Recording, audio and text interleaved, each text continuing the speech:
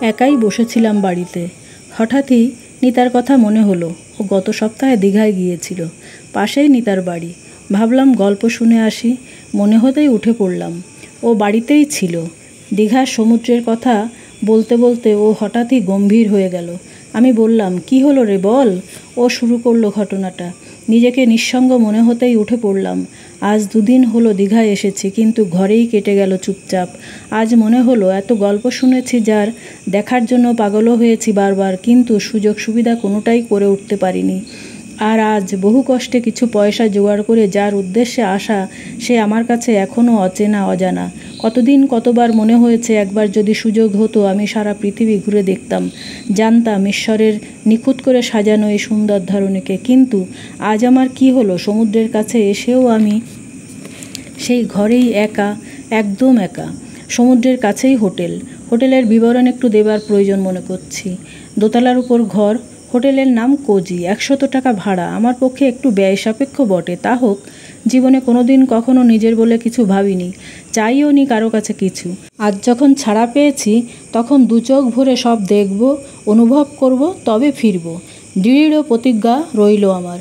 300 টাকা জমা করলাম হোটেল ম্যানেজারের কাছে। উপরে উঠে গেলাম। বেয়ারা এসে ঘর খুলে দিল। প্রথম ঘরটা দেখেই পছন্দ হয়ে গেল। মনে মনে ভাবলাম, 100 টাকায় ঘরটি মন্দ নয়। রাস্তার পাশেই, ঘরের দুপাশে ঝুল বারান্দা। এই জিনিসটা আমার খুব পছন্দ। অ্যাটাচড বাথরুম, বাথরুমে শাওয়ার ফিট করা। ঘরে ঢুকতেই টেপে গান শোনা গেল রবীন্দ্রসঙ্গীত। মনটা আনন্দে আত্মহারা হলো। বিছানায় পরিষ্কার চাদর বিছানো। ঘরটা ছিমছাম। এক কোণে একটা টেবিল চেয়ার।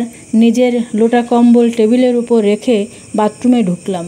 হাত পা মুখ ভালো করে ধুয়ে পরিষ্কার হলাম। ভাবলাম একটু বিশ্রাম করে তবেই বেরোবো। বিছানায় গাটা এলিয়ে দিলাম। একটানা 5 ঘন্টা বাস জার্নিতে শরীরটা অনেকটা ক্লান্তি অনুভব করলাম। হয়তো তন্দ্রা এসে গিয়েছিল। ইতিমধ্যে ফোনের আওয়াজে চমকে উঠলাম। মনে হলো পাশেই কোথাও ফোন বাজছে, কিন্তু না, আমারই সামনে টেবিলের উপর একটা ইন্টারকাম বেজে চলেছে। প্রথমে এটা লক্ষ্য করিনি। যাই হোক, তড়িৎ গতিতে উঠেই ফোনটা তুলে কানের কাছে ধরতেই ওপাশ থেকে পুরুষকণ্ঠে হ্যালো শুনতে পেলাম। আমি উত্তর দেবার আগেই বলল, চা বা অন্য কিছুর প্রয়োজন কি না। চট করে মনে ভেবে নিলাম, প্রয়োজনের তুলনায় আপ্যায়নটা যেন একটু বেশি। কল্পনার জগৎ থেকে নিজেকে ফিরিয়ে এনেই বললাম, না, আপাতত কিছুর প্রয়োজন নেই, হলে বলবো। আমাকে যেন কেউ বিরক্ত না করে। ধন্যবাদ। ওপাশ থেকে রিসিভার রাখার আওয়াজ কানে আসতেই আমিও নামিয়ে রাখলাম। যথারীতি বিছানায় শুয়ে ক্লান্তিতে ঘুমিয়ে পড়লাম। যখন ঘুম ভাঙল রাত তখন 9টা। লম্বা সময় ঘুমিয়ে শরীরটা বেশ ঝরঝরে লাগছে। বেয়ারা এসে বলল রাতের খাবার দেবে কি না। দিতে বললাম, খুব সামান্য কিছু। অনেকটা সময় মিস করলাম।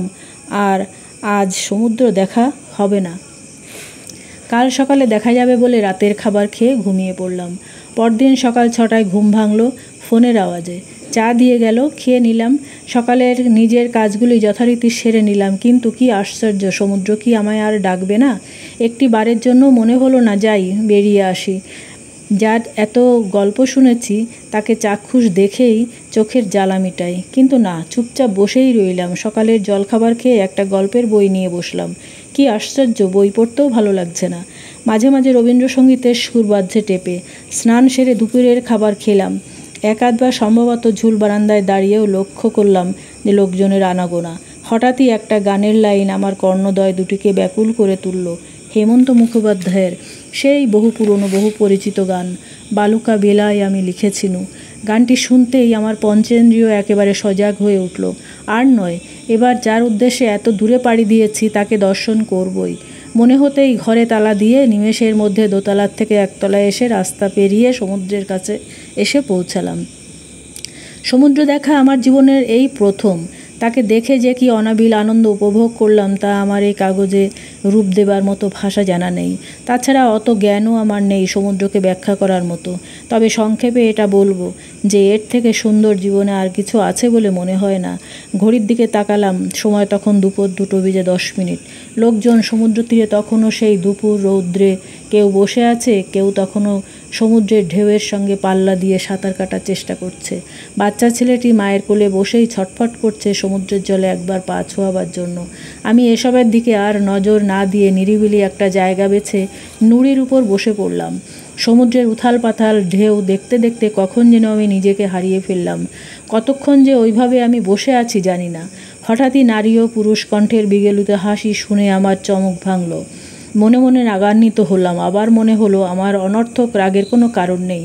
হয়তো কোনো নতুন জুটি এখানে এসেছে তাদের মধুচন্দ্রিমা যাপন করতে। তবে তাদের ওই হাসি এত আনন্দ হওয়া তো স্বাভাবিক। নতুন জুটির উচ্ছ্বসিত হাসি যতটা ভালো লাগলো ততধিক খারাপ লাগলো তাদের পাশেই দাঁড়িয়ে থাকা অন্য দুজনকে দেখে। ভালো করে তাকাতেই মেয়েটিকে চেনা মনে হলো।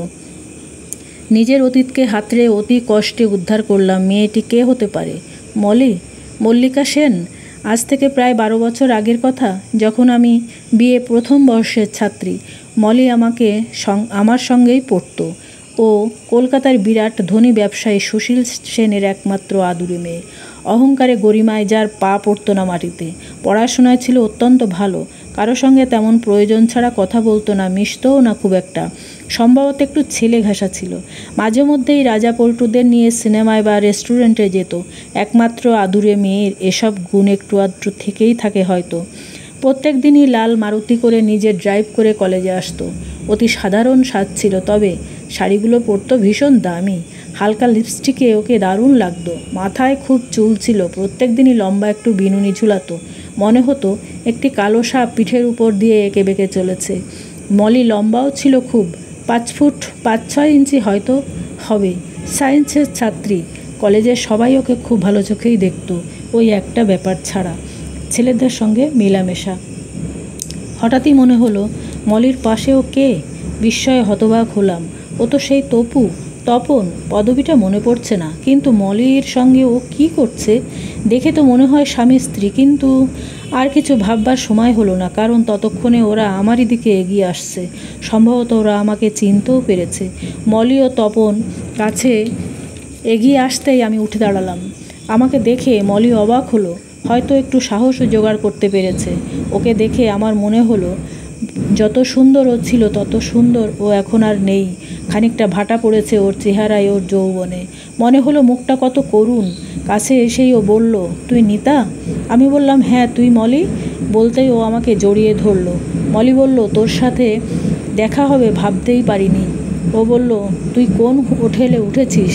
আমি হোটেলের নাম বললাম। দুজনে দুজনকে ওই অজানা জায়গায় দেখে আনন্দে আত্মহারা হলাম।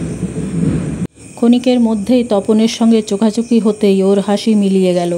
তপন আমাদের থেকে একটু দূরে দাঁড়িয়েছিল। আমাকেও বলল, তুই কার সাথে এসেছিস? আমি বললাম, দেখতেই তো পাচ্ছিস। বলল, একা? ততক্ষণে হয়তো আমাকে দেখে ওর বোধগম্য হয়েছে যে আমি সত্যিই একা। বলল, কি ব্যাপার? আমি বললাম, আমার কথা ছাড়, তোর কথা বল। তপন তোর সঙ্গে কেন? যাকে দেখে তুই এত ভয় পেতিস, মনে হয় ওর কার্যকলাপের জন্য ওকে ঘৃণাও করতিস।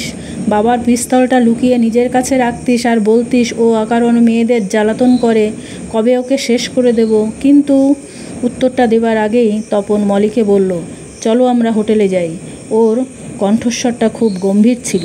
আমি আর কিছু বলার আগেই তপন ওর হাতটা ধরে এক প্রকার টানতে টানতেই নিয়ে চলে গেল। যতক্ষণ ওদের দেখা যায় দু চোখ তাকিয়েই রইল। হঠাৎই আমার মনে হলো, আমি তো ওর কোনো ঠিকানা জানতে চাইলাম না। কোন হোটেলে উঠেছে, কোথায় আছে, মনে হতেই ওকে ডাকতে গেলাম, কিন্তু ততক্ষণে ওরা আমার চোখের আড়ালে চলে গেছে। ওকে দেখে মনে মনে খুব কষ্ট পেলাম, কারণ তপু যদি ওর স্বামী হয়ে থাকে তবে তার থেকে খারাপ ওর জীবনে আর কি হতে পারে। শুধু ও কেন, তপনের মতো ছেলে যে কোনো মেয়ের জীবনে দুঃখেরই কারণ হবে। বিশেষ করে প্রতিষ্ঠিত ব্যবসায়ীর একমাত্র আদুরে মেয়ের তো হবেই। তপুর বিবরণ না দিলে অবিচার করা হবে। তপন ওরফে তপুও ছিল কলকাতার সম্ভ্রান্ত পরিবারের একমাত্র ছেলে। যতদূর মনে পড়ছে ওর বাবা একজন ডাক্তার ছিলেন। কে চিনত না ওই গুন্ডা বদমাস তপুকে? বিশিষ্ট সজ্জন ব্যক্তির একমাত্র পুত্র ছেলেবেলা থেকেই অতিরিক্ত আদরে বাবা মায়ের মান সম্মানের কথা হয়তো ভুলেই গিয়েছিল। মদ জুয়া মেয়েদের নিয়ে ফুর্তি করা তার কাছে ছেলে খেলার মতো। পাড়ার সব মেয়ে বউরা ভয়ে সবসময় তটস্থ থাকত। অত বড় মানের ব্যক্তির দাম্মান ক্রমেই ছেলের অত্যাচারে ব্যথিত হতে লাগলো। একদিন হঠাৎই মলিকে নিয়ে সে উধাও হয়ে গেল। সম্ভবত মলির সুন্দর জীবনের সেদিনই ইতি ঘটেছিল। তাদের কোনো হদিশ পুলিশ ডিপার্টমেন্টও দিতে পারল না। ছেলের এহেন কৃতকর্মের জন্য তার বাবার জীবন দিয়েও শোধ হলো না। মলির বাবা মা মানসিক ভারসাম্য হারালেন। অত আদরের ঘরের দুলালি রূপে গুণে প্রশংসনীয়ই, তার জন্য দুঃখের বোঝা সবার বুকেই বাজবে, সাধারণ কথা। এভাবেই দিন কাটতে লাগলো। মলি ও তপুর কোনো খবরই মিলল না। আর আজ হঠাৎ মলি ও তপুকে ওইভাবে দেখে আমি বিস্ময়ে হতবাক হয়ে গেলাম। অনেক প্রশ্ন মনের মধ্যে আলোড়ন তুলছিল। কিছু করার নেই। কখন হোটেলে ফিরেছি জানি না। সর্বক্ষণ ওদের চিন্তা আমায় কুরে কুরে খেতে লাগলো। রাতে 1 কাপ চা খেয়ে শুয়ে পড়লাম। কখন ঘুমিয়েছি তাও জানি না। সকালে দরজা ধাক্কানোর আওয়াজে ঘুম ভাঙল। তখনও মাথাটার মধ্যে ঝিম মেরে আছে। দরজা খুলতেই দ্বিতীয়বার চমকে উঠলাম। খাকি প্যান্ট পরিহিত 2 জন পুলিশ দেখে আশঙ্কায় আমার বুকটা কাঁপতে লাগলো। ওরা বলল, মাপ করবেন সকালবেলা বিরক্ত করার জন্য। ওরা আমার মুখের সামনে একটা রঙিন পাসপোর্ট সাইজের ফটো, একটা ডায়েরি তুলে ধরলো। ফটোটা দেখে আমি আশ্চর্য হলাম। আমি কিছু বলার আগেই ওরা বলল, চেনেন? আমি বললাম, হ্যাঁ। ওরা বলল, দয়া করে আমাদের সঙ্গে চলুন। আমি বললাম, কোথায়? ওরা বলল, কোনো ভয় নেই, কাছেই একটা হোটেলে। আর কোনো কথা না বাড়িয়ে যন্ত্রচালিতের মতো আকস্মিক ঘটনার কথা মনে করতে করতে এগিয়ে চললাম। আমি যে হোটেলে আছি তার উল্টো দিকে 2টো হোটেল পরেই তৃতীয় হোটেলটা 3 তলা 4র্থ ঘরটিতে এসে পৌঁছালাম। বেশ কিছু লোকজনের ভিড় ঠেলে এগিয়ে চললাম। 2 জন পুলিশকর্মী দরজায় দণ্ডায়মান ছিল। যা দেখলাম, আমাদের দেখে ওরা সরে দাঁড়ালো। আর যা দেখলাম তা হলো অবিস্মরণীয়। ঘরের অল্প পাওয়ারের একটা বাল্ব জ্বলছে। সেই আবছা আলোয় দেখলাম মলি অজ্ঞান হয়ে মেঝেতে পড়ে আছে। হাতে সম্ভবত ওর বাবার সেই পিস্তলটা। পাশেই সাদা কাপড়ে ঢাকা তপুর রক্তাক্ত দেহটা। আমার অবস্থা সম্ভবত তখন খুব করুণ। কি বলবো ভেবেই পাচ্ছি না। কোনো রকম আঙুল তুলে মলিকে দেখিয়ে বললাম, ও কি বেঁচে আছে? পুলিশকর্মীটা বলল, হ্যাঁ।